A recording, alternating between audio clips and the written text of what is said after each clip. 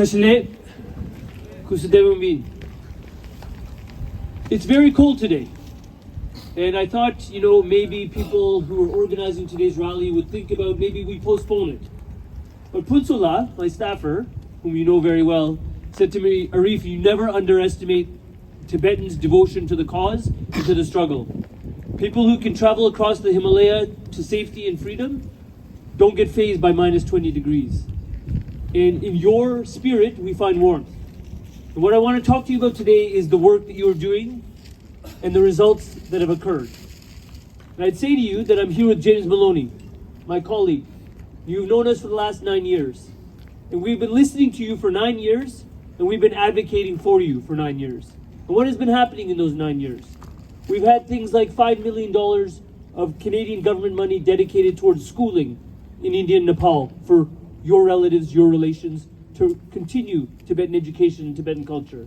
We've had $1 million dedicated to the work that Sonam Lankarla and others are doing right here at the Tibetan Canadian Cultural Centre. That is the advocacy that we are doing on your behalf.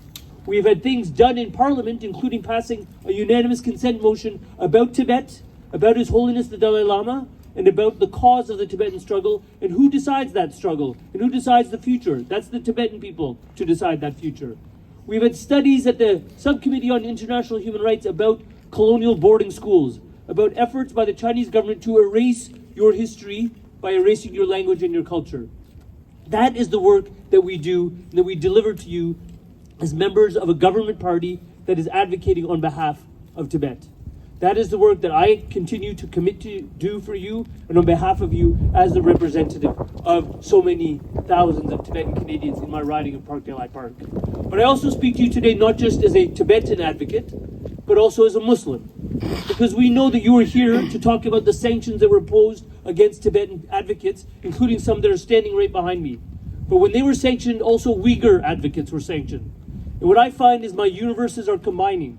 I'm a Muslim man, I'm a representative of your community, and we find people who speak out about Muslim rights, who are Uyghurs, and people who speak out about Tibetan rights, such as all of you, are being targeted by the People's Republic of China.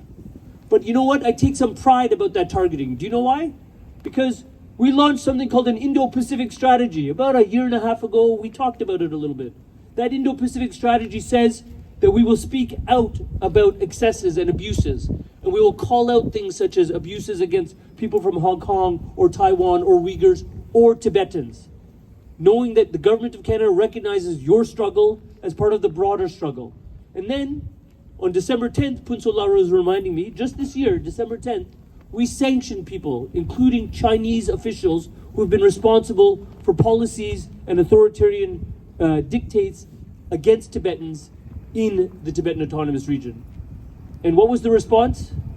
The response from the PRC was to sanction people like Sherab, my former intern, the head of the CTC, and Yungnong and 4 or 5 other people, including another whole host of Uyghurs.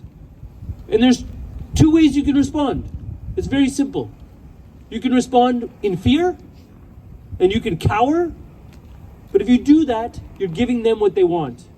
What I would say to you is that you shouldn't respond in that way. You should respond in the way you're doing right now. Raise those flags. Carry those signs. Speak out loudly about the Tibetan cause, about the Tibetan struggle, about your rights, about the cause of linguistic, cultural, and religious freedom, about His Holiness the Dalai Lama. Speak out about it, because in speaking out, you show you're not coward. And I will say to you, I can only speak to my own example. Sometimes people say to me, Arif, you have ambitions, you have goals for yourself. You're a bit vocal about Tibet. In 2015, 2016, people were telling me, maybe you should be careful. I didn't listen. I spoke out. The very first speech I gave in Parliament was on December 10th. I spoke about a bill, but the first short speech I gave on December 10th, 2015 was about His Holiness. That's how I started my political career. And where does it put me? I'm the Minister of Justice and Attorney General of Canada. I think that shows you point blank that when you speak out for what you believe in, you can also get to where you want to go. So that's what I would encourage all of you to do. Keep doing it each and every day.